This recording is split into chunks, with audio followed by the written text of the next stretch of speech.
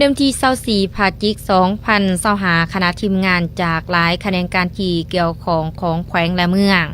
นำโดยฐานนางบุญทงบุพภาสวรรค์รองหัวหน้าแผนกวัฒนธรรมและท่องเที่ยวแขวงอัตตปือได้ลงเคลื่อนไว้เก็บกำข้อมูลสำรวจพื้นที่ตัวจริงอยู่เขตนำตกตาเซพะเซป่องไล่เมืองสนามไซเพื่อวางแผนพัฒนาในอนาคตทานคำพันบุญยวงศ์ศรีหัวหน้าแขนงท่องเที่ยวแผนกวัฒนธรรมและท่องเที่ยวแขวงได้ให้ฮู้ว่า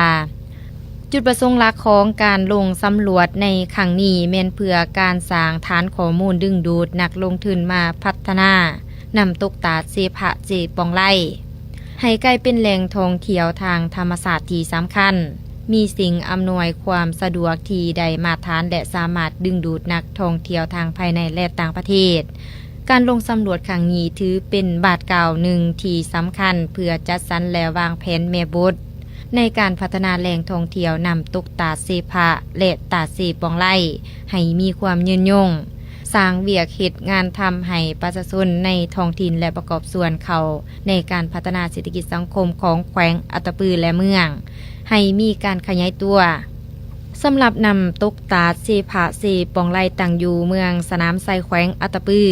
ห่างจากเทศบาลแขวงประมาณ68กิโลเมตรและห่างจากเทศบาลเมืองสนามไซ33กิโลเมตร